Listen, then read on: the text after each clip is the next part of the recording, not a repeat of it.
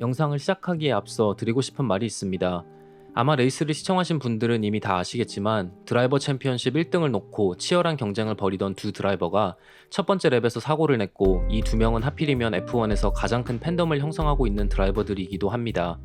해외에서도 팬들이 이 사고 장면을 놓고 굉장히 많은 의견을 쏟아내면서 누구의 잘못인가를 논하며 과열된 양상을 보이고 있는 가운데, 과연 영국 그랑프리 뒷이야기 영상을 지금 만드는 것이 옳은 것인가 생각을 많이 해봤습니다. 일단 저는 매번 말하지만 두 드라이버의 팬도 아니고 두 팀의 팬도 아닙니다. 최대한 중립적인 입장에서 인터뷰 내용과 FIA에서 발표된 내용만을 번역해서 영상을 제작했습니다.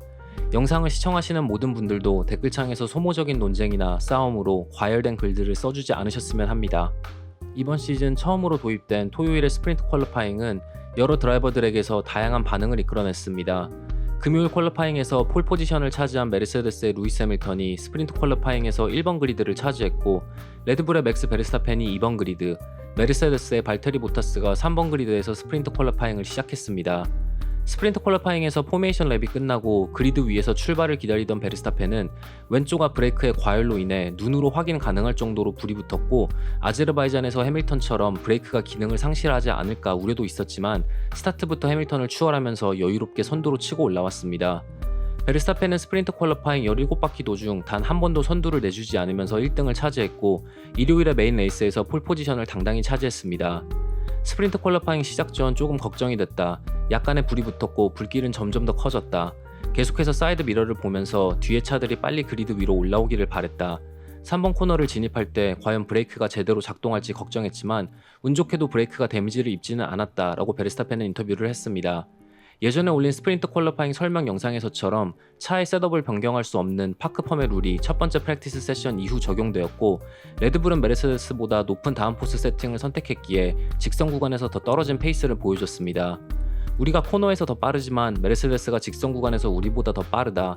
프랙티스 세션을 단 하나만 치른 상태에서 차의 셋업을 정해야 하고, 그 셋업이 옳은 선택이 아니라면 피해를 볼 수밖에 없다. 만약 다시 정할 수 있다면 난 조금 더 높은 톱스피드의 셋업을 선택했을 것이다 라는 말을 남겼습니다.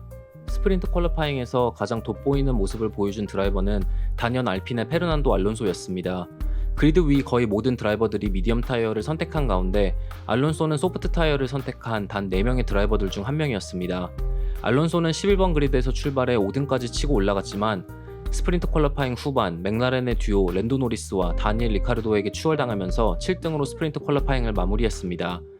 스프린트 퀄리파잉 도중 알론소는 자신의 엔지니어로부터 브레이킹 도중의 진로 변경에 대해서 조심하라는 말을 들었습니다. 이에 대해 알론소는 난 그 이야기를 듣고 조금 놀랐다. 난 브레이킹 도중 움직인 적이 없고 직선 구간으로 빠져나올 때 움직였을 뿐이다. 그리고 난 상관하지 않는다. 지난 9번의 레이스 동안 얌전하게 선역을 담당했다. 남은 시즌 동안 난 지금과 같은 주행을 하면서 악역을 맡을 것이다 라는 말을 남겼습니다. 스프린트 퀄리파잉 후반 알론소를 추격하던 에스턴 마틴의 세바스찬 베텔은 알론소의 움직임이 불필요했고 위험하다는 말을 했지만 노리스는 전혀 다른 생각을 가지고 있었습니다. 알론소가 횡으로 움직이긴 했지만 난 위협을 받을 정도로 가깝지 않았다. 난 그가 잘못했다고 생각하지 않는다. 알론소는 한계점까지의 드라이빙에 대해서 너무나도 잘 알고 있고, 이런 배트는 알론소와 나 자신 그리고 팬들을 즐겁게 해주는 레이스를 만들어준다 라는 평을 남겼습니다. 메인 레이스 시작과 동시에 1번 그리드에서 출발한 베르스타펜과 2번 그리드에서 출발한 해밀턴은 치열한 자리 싸움을 벌였습니다. 이번 시즌 치열한 드라이버 챔피언십 우승 경쟁을 펼치던 두 드라이버는 이번 주말 전까지는 직접적인 접촉이나 사고를 내지 않았고, 영국 그랑프리 전까지는 베르스타펜이 훨씬 더 좋은 페이스를 보여주고 있었습니다. 하지만 첫 번째 랩이 끝나기도 전 실버스톤의 명물인 고속 코너 구간을 진입하는 캅스 코너에서 해밀턴과 베르스타펜은 부딪혔고, 베르스타펜의 레드불 RB16B는 큰 충격을 받으면서 벽까지 스피나였고 리타이어하고 말았습니다. 다행히 베르스타펜은 자력으로 차에서 탈출할 수 있었지만 굉장히 큰 충격을 받았고 30분간의 메디컬 체크 이후 병원으로 이송되어 검사를 받았습니다. 철저하게 중립적인 입장에서 양쪽의 인터뷰 내용을 전달해드릴까 합니다. 먼저 해밀턴은 우리는 좋은 출발을 했고 난 베르스타펜을 어제 스프린트 퀄리파잉에서처럼 추격하고 있었다. 베르스타펜과 사이드 바이 사이드로 6번 코너에 진입할 수 있었지만 자리를 양보해야만 했다. 그리고 난 9번 코너인 캅스까지 슬립스트림을 이용한 토우를 받을 수가 있었다. 난 어제 같은 구간에서 왼쪽으로 진입했고 오른쪽에 존재했던 공간을 파고들지 않은 것을 매우 후회했다.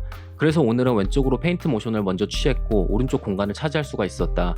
난 베르스타펜과 비슷하거나 조금 더 앞서 있었고 그때 그가 코너를 내줄 생각이 없다는 것을 알아차렸다. 그리고 우린 동시에 코너로 진입했고 부딪혔다. 이건 내가 원하는 방식의 레이스 우승은 아니고 레이스를 진행하고 싶은 방식도 아니다. 하지만 이런 일들은 일어날 수가 있다. 난 베르스타펜이 괜찮기를 바라고 앞으로도 그와 더 많은 레이스를 할 수 있기를 바란다. 베르스타펜이 병원으로 이송되었다는 말을 들었고 난 당연히 그의 상태에 대해서 걱정이 된다. 우린 서로가 다치는 것을 바라지 않는다. 나중에 베르스타펜에게 전화를 해서 괜찮은지 확인할 것이다 라는 말을 남겼습니다. 레드불의 크리스천 호너가 남긴 껍데기뿐인 승리 발언에 대해서는 난 호너에게 할 말이 없다. 이게 의미가 없는 승리라고 생각하지도 않는다. 오늘의 승리를 위해 2,000명이나 되는 우리 팀의 직원들이 노력을 했다. 나만을 위한 승리가 절대 아니다 라는 반박을 했습니다. 그리고 자신에게 주어진 10초 페널티에 대해서 해밀턴은 난 스튜어드들의 결정에 동의하지 않는다. 하지만 난 페널티를 불평 없이 받을 것이고 내가 앞으로 해야 하는 일에 집중할 것이다 라고 말했습니다. 난 불평할 생각이 없다. 모두가 다른 생각을 가지고 있을 것이고 난 사람들이 어떻게 생각하든 크게 신경 쓰지 않는다. 단 한 명이 100% 잘못한 경우는 없다. 언제나 일에 관련된 사람들 모두가 어느 정도의 책임과 과실이 있다고 생각한다. 이런 일을 겪음으로써 모두가 무언가를 배울 수 있다면 그것이 최상의 결과라고 생각한다. 내 개인적인 생각으로서는 베르스타펜은 가장 공격적인 드라이버들 중 하나이다. 그는 환상적인 드라이버고 좋은 결과를 낸다. 하지만 우리 모두가 레이스 도중 필요한 만큼의 공간을 남겨두는 것과 서로를 존중하려고 더욱더 노력해야만 사고 없이 좋은 레이스를 계속해서 연출할 수 있을 것이다 라고 덧붙였습니다. 레이스 후반 50번째 랩 도중 같은 코너에서 나온 르클레어를 추월하는 상황에 대해서 해밀턴은 르클레어는 상대방에게 공간을 남겨줘야 한다는 것을 존중했다. 난 그의 옆으로 붙었고 르클레어는 내가 옆에 있다는 것을 알았다. 하지만 그는 라인을 수정하지 않았고 더 넓은 라인을 택했고 자신의 포지션을 수비하는 것에 거의 성공했다. 그리고 난 그 상황에서 부딪히지 않기 위해 속도를 줄였고 우린 아주 좋은 레이싱을 펼쳤다고 생각한다 라는 소감을 남겼습니다. 사고 직후 레드불의 크리스천 호너는 FIA의 레이스 디렉터 마이클 마시에게 사고에 대해서 불만을 토로했습니다. 그 코너에서 해밀턴은 베르스타펜의 옆에 붙었다 생각할 만큼 가깝지 않았다. 캅스 코너에서는 안쪽으로 파고들면 안 된다. 실버스톤에서 주행을 해본 드라이버라면 그 누구나 알고 있는 사실이다. 그건 굉장히 위험한 사고였고 코너는 100% 베르스타펜이 먼저 진입했다. 이 상황은 훨씬 더 큰 사고로 이어질 수도 있었다. 베르스타펜이 큰 부상을 입지 않았다는 것이 천만 다행이다 라는 자신의 생각을 스튜어드들에게 전달했습니다. 레이스가 끝나고 호너는 난 해밀턴이 자포자기의 상태에서 위험한 추월을 시도했다고 생각한다. 첫 번째 랩 초반 해밀턴은 여러 번 추월을 시도했지만 실패했고 자포자기의 상태에서 캅스의 안쪽을 파고들었고 그건 절대로 하면 안 되는 금기된 주행이다. 캅스는 전 세계에서 가장 빠른 코너 중 하나이고 안쪽을 파고드는 건 그냥 비열한 드라이빙일 뿐이다 라며 분통을 터뜨렸습니다.